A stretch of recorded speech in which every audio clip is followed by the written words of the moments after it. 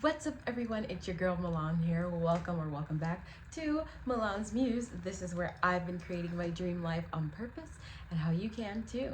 Thanks for joining on the journey. Let's create our dream lives together. Okay guys, I want to bring you in on a little secret. Come a little close. Come a little close.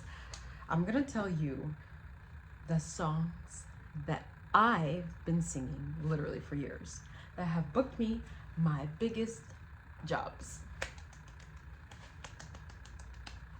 Okay, before we start, let me get us some coffee, because, yeah, that'd be good. Okay, let's talk auditioning, let's talk music. I will do a different video about auditioning as an actor, meaning monologues, preparing for the acting side of things, but this is specifically for music theater, music shows, those music reality TV shows, those things like that. This is the video you want to stick around for. Okay, let's get into it. Okay, so when I'm preparing for an audition, as I was preparing for this video, I was thinking about my process when I go in for auditions. So when I go in for auditions, first of all, it's kind of a similar process. I think about the songs that I've been listening to, that I sing really well, that connect with my voice, that I connect to. It makes me feel something, because if you feel something when you're singing the song, then the people listening to you in your audition will feel something as well. Of course, the first thing is music. We'll have a music book, and mine is this handy dandy book. You can tell it's so old. I had this back in college, if not 10 years by now. Wow, 9 years by now. Oh my god, I think even older. Look at this sticker. Like, I can't take it off if I tried. So I have my sheet music here. I have old sheet music. I have my headshot. So in your music book, what that is a repertoire of music that you would have been building since you were in music school. And even if you didn't go the traditional route of doing music theater and you worked with a vocal coach, they would have still in those classes given you sheet music to put in a binder.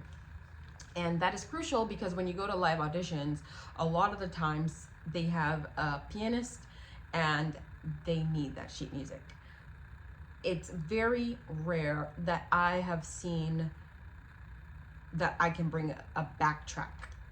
I've only done that once.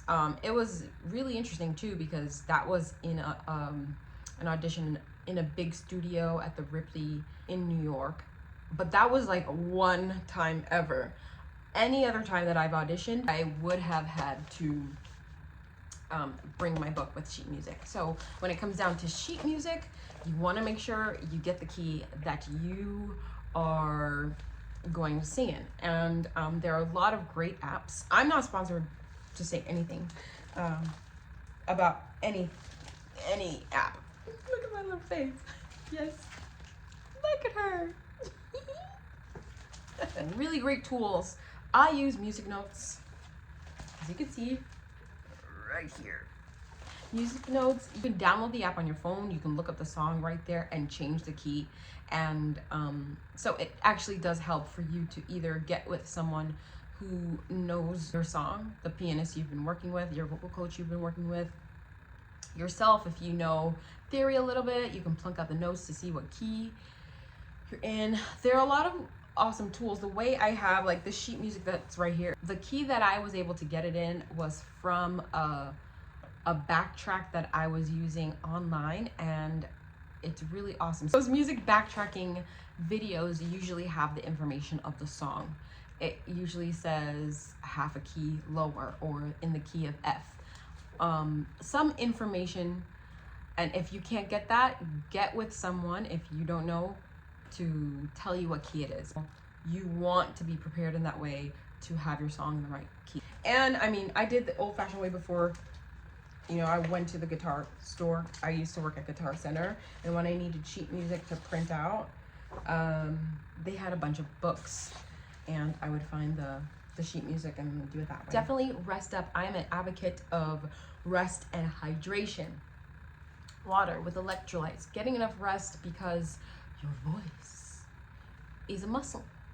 So you don't want to overuse it. You don't want to use it when it's tired, because it's not going to perform the best. I'm looking down at my notes. Another important thing when it comes to auditions, and just touch briefly on it. I know this is a video about music, but your appearance is really important. I have a video about caring for your appearance that I'll link right here at the bottom. I still stick by that in everything. Even if you're not in the entertainment industry, your image is the first thing that someone is going to see and take in about who you are.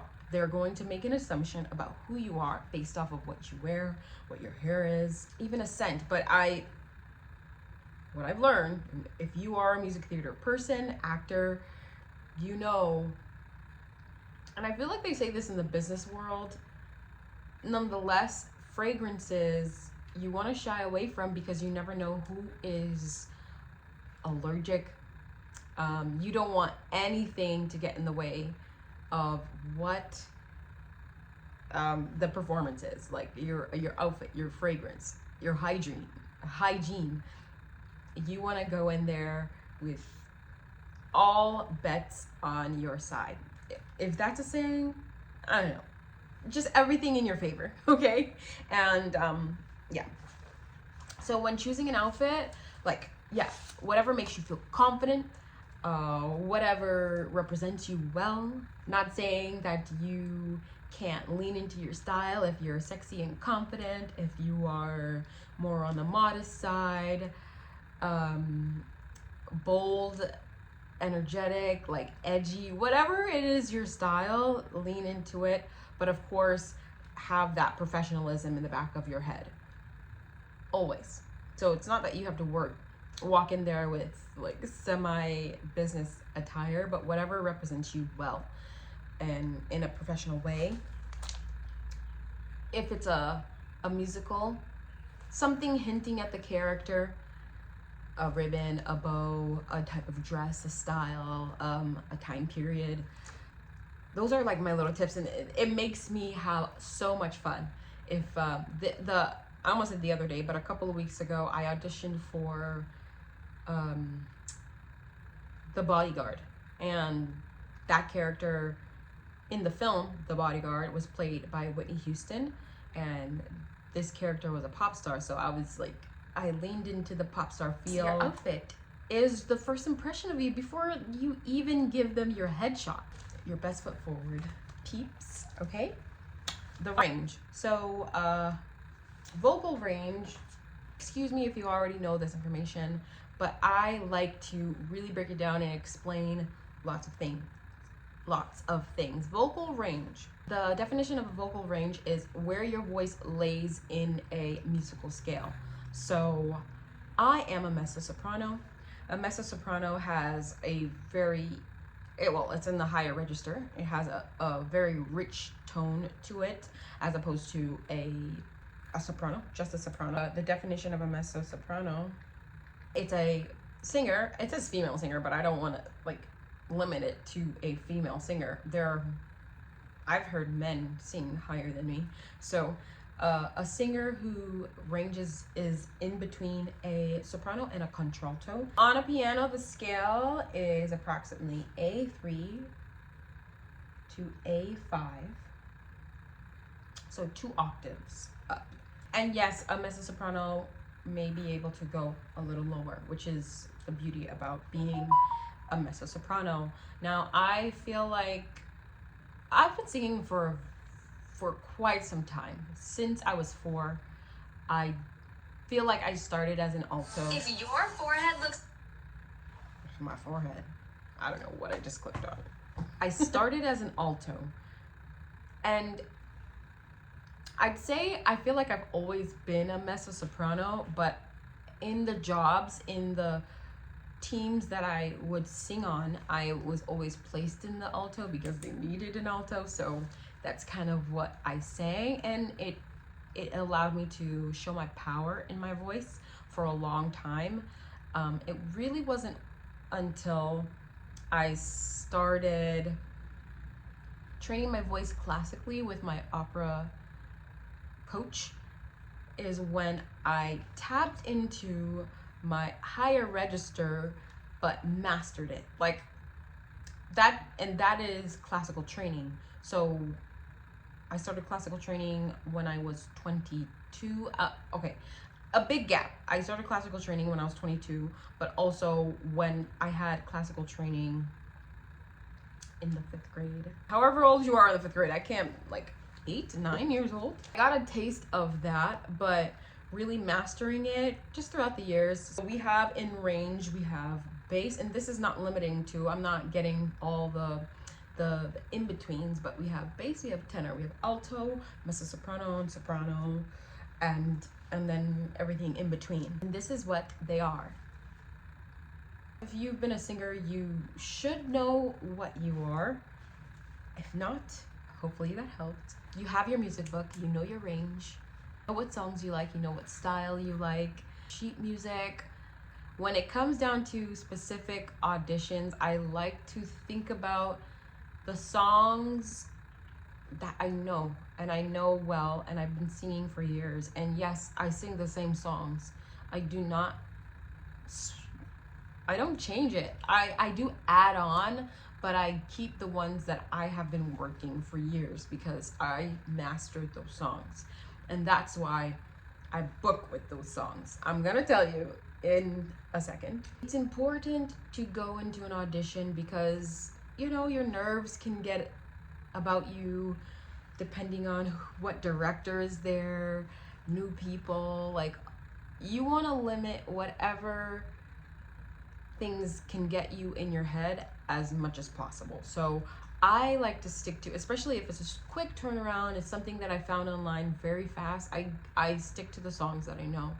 And I have a wide range of songs. So the pop songs, I have the soulful songs, I have arias, I have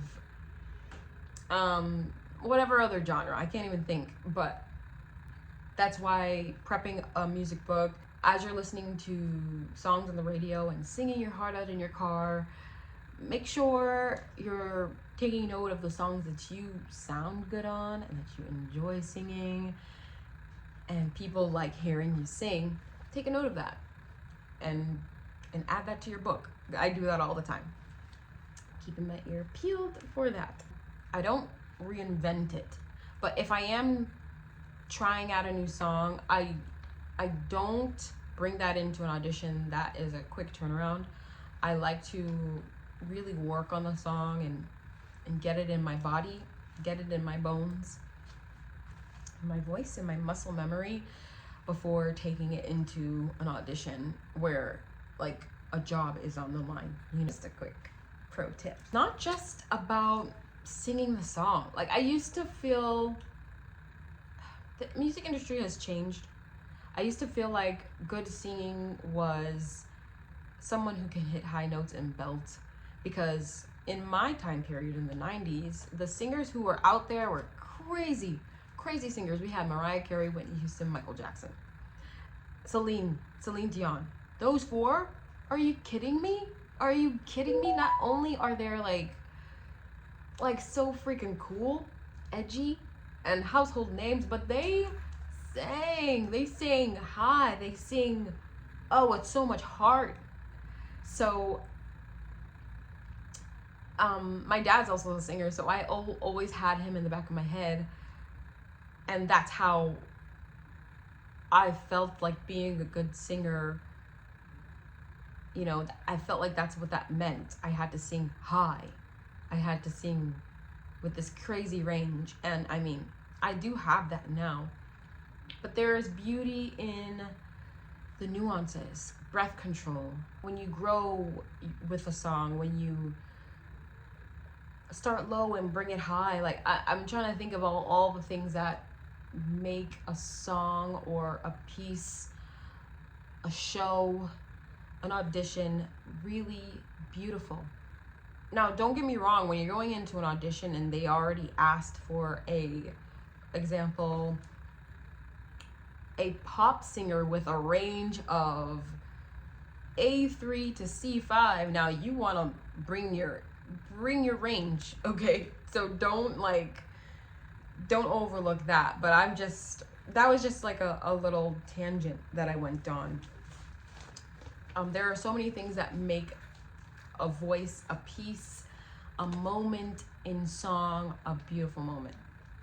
And that's something it took me a long time to really unlearn and learn and unlearn. It tells a story with the voice. You're connected to that, not only lyrically, in the 16 bars that you've chosen, your voice is telling a story. So your vocal range is growing. The control of your breath, it flows like water. You make people feel something, and you feel something. And it doesn't have to be a sad song. You make someone feel invigorated. You make someone feel like energetic. The passion that you have for the song. You make someone want to dance. You make someone want to move. You make people feel something, okay? Keep that back. And you connect to it. You find the place in the song that you connect to, and because you connect to it, it makes for a really I'm in a place right now, it's a unique place where I've been able to really go into rooms with directors on a different level than what I did a couple of years ago. I'm so blessed for that. And of course I want to book the jobs. But booking the job isn't the only thing that determines your audition being good. Of course, it is a big factor in it. But what I determine as a good audition is, one, I rested and I didn't take away from like my physical and mental health just to prepare. Sometimes that happens, and that's why I'm adding this to the thing of what makes for me a good audition. I rested well, I prepared, I printed my sheet music out, I have a good outfit that makes me feel good. I got there on time. I got there and I parked and I got to sit with the music and get into a good confident space. I brought my water, like I have all the tools. These auditions are so quick, right? Especially if you're not in like an equity audition call in New York. It's usually like a time slot. Well, South Florida, I'm just speaking for the experience that I've had in South Florida, has been time slots, and then I go in, it's 3 minutes, and then you leave, and they're very fast. But the preparation, because I feel prepared and I've rested, it makes me know that my voice will do what I know it can do. And then my outfit is just makes me feel so confident, and so I'm able to tell the story of my song even better, even greater. And then on top of it, I do, because of that preparation and that connection to the song and with my body and alignment, I get to see the faces of these people in the audition room, and they're impressed. They really, really are. So every audition matters. You are networking. And if you are in a theater district for, X amount of years, and also social media, they're going to remember your face. They're going to remember your name. So no audition, even if you didn't book the role, no audition is just another audition. It's a chance to show your growth, to show who you are, to show your confidence. So all those things really, really matter in preparation. There's no throwaway audition. There's no small role. There's no small theater. Everything matters for growth. But yeah, I'm able to hear their feedback, and I know I got something going, and what helps me these days is the feedback from the directors, where they're like, you did a really good job. Thank you so much for coming in. Yeah, not all directors say that, but There are some where I know I feel like I did good, and I see it on their face. They're like, damn, she's good. And they let me know I did good. And that's the job. All the actors that I've looked up to and watched videos of how they kept going and why they kept going and what they said is, the job is the audition. That's the work that you're preparing for. Because if you don't audition, like, then you're not going to get the job. So the job right here is right now. This audition is the job. Treat the audition as the job, because if you treat the audition as the job, they'll know that you will actually do really great when you book the role. You know, so I always lead with that mentality. That's all I wanted to say, but let me tell you my little secret before this video gets too long, okay? The audition songs. Ooh, this is juicy. So this is for my mezzo sopranos. These are my audition songs, okay? The song that I have been singing that have booked me, this is the pop song that usually I sing for theater shows, for pop audition shows. I Have Nothing, Whitney Houston. And Listen, Beyonce. And I've been singing those songs for years, and yeah. Do you want me to sing it for you? I just yawned, excuse me.